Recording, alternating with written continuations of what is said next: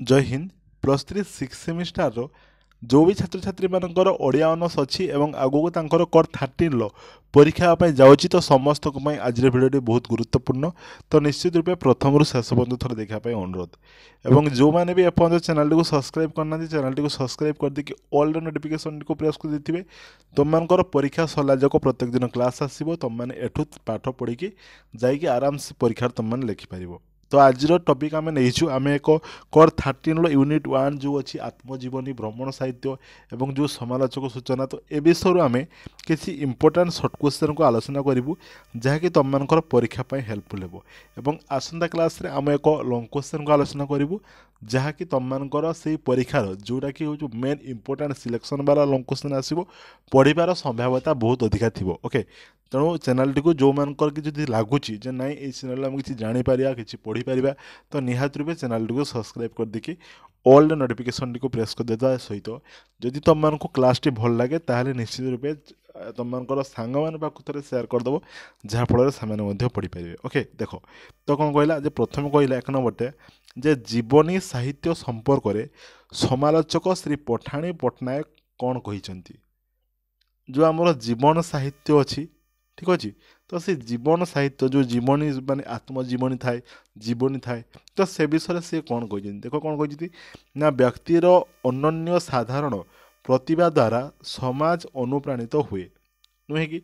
जो व्यक्तिर जो प्रतिभा थी तो से प्रतिभा को लेकिन समाज मध्य अनुप्राणित होता है एवं व्यक्तिर नेतृत्व अनुसरण करी समाज उपकृत हुए एवं परिचालित हुए तेणु सही व्यक्ति मानकर जीवन कहानी संपर्क में समाज लोके आग्रही हेबा स्वाभाविक तो जो लोक मैंने आग्रही थे माने जो मैंने आग धाड़ी थे जो मैंने नेतृत्व नौथे तो तांको द्वारा आम अनुप्राणित होउछ आम समाज चलची तेणु से विषय लोक आग्रही हेबा स्वाभाविक तो यही कथा कही किए ना श्री पठाणी पट्टनायक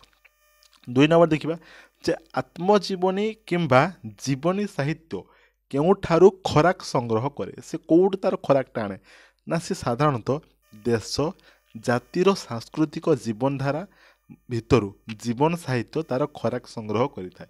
3 नंबर प्रश्न देखिबा जे जीवनी एवं आत्मजीवनी मध्यरे केउ पार्थक्य परिलक्षित हुए तो आम जीवनी कौन बोली कहिबा एवं आम आत्मजीवनी क्या कहवा देख तो जो जीवनी बा आत्मचरित कौन होता है ना लेखक अनेक समय भाव प्रवणता एवं असूया बा ईर्षा द्वारा प्रभावित होबार देखा जाए किंतु यही सब जो कहला भाव प्रवणता ईर्षा ए सबू जीवनी रे न थाए। 4 नंबर देख ओडिया साहित्यर सर्वप्रथम जीवनी भावे क्या स्वीकृति प्रदान कराई तो श्री जगन्नाथ चरितामृत जहाँकि ओडिया साहित्यर प्रथम जीवनी साहित्यर मान्यता पाई एवं विप्र दिवाकर दास यही ग्रंथर प्रणेता अटंती। नेक्स्ट ता परवर्ती प्रश्न को आम जा देख कौन देखिए परवर्ती प्रश्न कहला जे केतेबेले जीवनी एवं आत्मजीवनी रचना करिवार पथ सुगम हो पारि ठीक अच्छे केतेबेले कौन अच्छी ना मुद्रा जंत्रर प्रतिष्ठा परे मुद्रा जंत्रर प्रतिष्ठा परे परे जीवनी साहित्यर पथ सुगम हो पारि ए दिगरे ख्रीस्टियान मिशनारी मानकर यथेष्ट अवदान रही जो मुद्रा जंत्र प्रतिष्ठार आमर जो ख्रीस्टियान मिशनारी मानकर तांकर कौन अच्छी ना तांकर यथेष्ट अवदान रही तो यही समय ही जीवन एवं आत्मजीवनी रचना करिवार पथ सुगम हो पारि ठीक अच्छे देख तापर 6 नंबर प्रश्न कहला जे ओडिया साहित्य स्थान पाई कतोटी आत्मचरित नाम लेख कौन हम ना फकीर मोहन आत्मचरित प्रहलाद आत्मचरित साधनार पथे पाणी कवि आत्मकाहानी अर्ध शताब्दी ओडिशा तहिरु मोर स्थान स्वभाव नियुत जीवन युद्ध दृष्टिपात सत्यवादी 7 वर्ष जीवन तरंग एवं आत्मचरित ओडिया साहित्य स्थान पाई ओके ता परवर्ती प्रश्न को देखा 7 नंबर प्रश्न को कौन कही जे भ्रमण कहानी क्या कहुए देख भ्रमण कहानी कहले कौन बुझ लंग क्वेश्चन आने को अच्छी बहुत इंपोर्टाट जे भ्रमण कहानी गभीर सूक्ष्म अनुभूति रसायनित ओ प्रेरित होई विश्लेषण पूर्वक साहित्य परिवेषण करे ताकू भ्रमण कहानी बोली कहुए भ्रमणकारी मन और दृष्टि ही यार प्राण और अभिव्यक्त अटे ठीक अच्छे। बर्तमान आम 8 नंबर प्रश्न देखा देख 8 नंबर प्रश्न कौन कहला जे स्टीभेनसनकर सार्थक भ्रमण कहानीर नाम कौन जहाँ आज पर्यंत पृथ्वीर सार्थक भ्रमण साहित्य भाव विवेचित तो कौन ताहा होचु गध सह भ्रमण तो गध सह भ्रमण होचु स्टीभेनसनकर वर्तमान सुधा पृथ्वीर सबुठारु भ्रमण साहित्यर पदवाच्य सबुठारु भल। तापर देख 9 नंबर प्रश्न जे राधानाथंकर भ्रमण साहित्यर मूलपिंड भावे काहाकू ग्रहण करा जाए काहाकू ना राधानाथंकर टीपा खाता तांको भ्रमण साहित्यर मूलपिंड गद्य रूपे भ्रमणकारी पुत्र ओ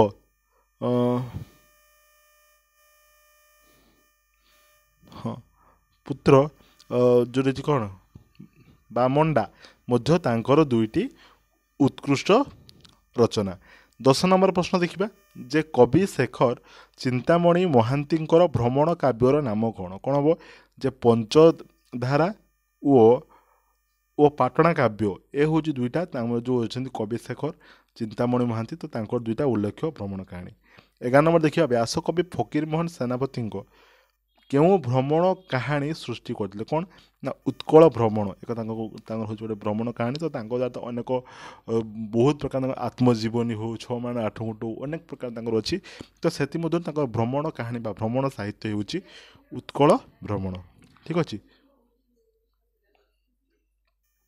यह तांकर जो रही कौन जे विमोहन सृष्टि तांकर व्यंग विद्रूप मध्य से समग्र ओडिशार तिक्त मधुर चित्र परिवेशन कर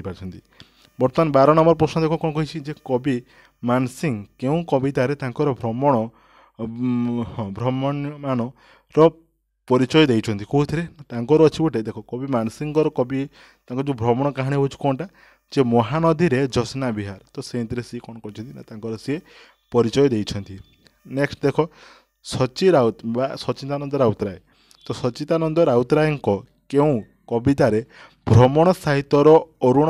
राग सृष्टि होइतिला कोन हबो ना यूपी रे संध्या कवितार तांकर बलिष्ठ मनर भ्रमण भाव उल्लेखित जोटा कि से भ्रमण समय बा कौन गोटे इमाजिन करके लिखि था जोटा कि हूँ। नेक्स्ट देख 14 नंबर जे ओडिया भाषा और साहित्य किए भ्रमण लेखकर मौड़मणि रूपे चिरकाल साहित्य कला आलोकित करते किए ना हूँ शशिभूषण राय ठीक अच्छे शशिभूषण राय यार सठिक उत्तर रहा। नेक्स्ट देख शशिभूषण उल्लेखयोग्य भ्रमण कहानी कौन सब अच्छी ना दाक्षिणात्य भ्रमण उत्कल प्रकृति उत्कल ऋतु चित्र बड़म्बा ए सब तांकर अनेक भ्रमण कहानी ओके। नेक्स्ट देख कौन देती जे श्री नृसिंह चरण महांती भ्रमण साहित्यर नाम कौन कौन हम बिलात कथा ठीक अच्छे बिलात कथा हूँ नृसिंह चरण महांती एक सार्थक कौन अच्छी ना भ्रमण कहानी। नेक्स्ट 17 नंबर देखा पश्चिम पथिक भ्रमण कहानी रचयिता किए तो सठिक उत्तर कौन हम ना डॉक्टर मायाधर मानसिंह होती पश्चिम पथिक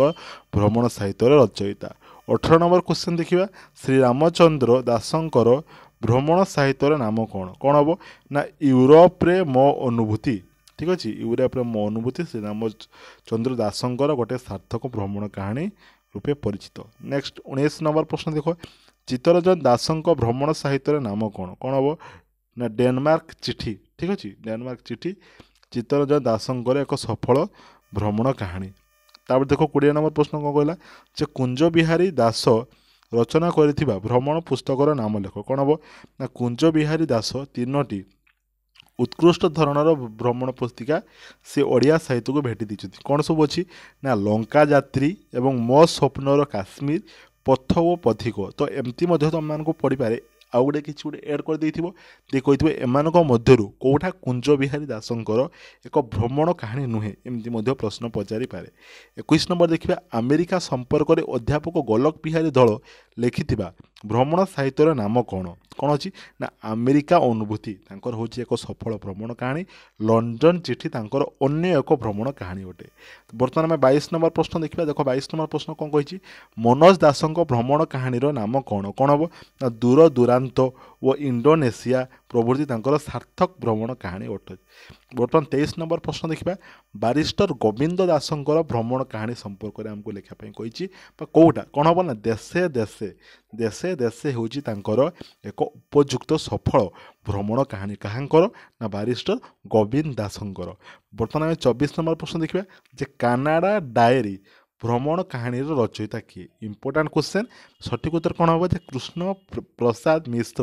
ହେଉଛନ୍ତି ଭ୍ରମଣ କାହାଣୀ ଯେଉଁଟାକି ହେଉଛି କାନାଡ଼ା ଡାଏରୀ ତାଙ୍କର ସିଏ ଲେଖିଛନ୍ତି। ନେକ୍ସଟ 25 ନମ୍ବର ଦେଖିବା ସମାଲୋଚନାର ବ୍ୟୁତ୍ପତ୍ତି ନିର୍ଣ୍ଣୟ କର। କ'ଣ ହେବ ଦେଖ ସମାଲୋଚନା କ'ଣ ହେବ ନା ସମ୍ ଆ ଲ ଯୁକ୍ତ ଅନ୍ ହେଉଛି ସମାଲୋଚନା। ଏହାର ଅର୍ଥ ହେଉଛି ସାମ୍ୟକ ବା ସର୍ବୋତ୍ତର ଭାବେ ଦୃଷ୍ଟିପାତ କରିବା। ଠିକ୍ ଅଛି। ତ ତାପରେ ଦେଖିବା କ'ଣ ଦେଇଛି ଦେଖ ସମାଲୋଚକ ସାମୁଏଲ ଜନସନଙ୍କ ମତରେ ସମାଲୋଚନା ସଂଜ୍ଞା ନିରୂପଣ କର। କ'ଣ ଅଛି ନା every man has a right to say what he think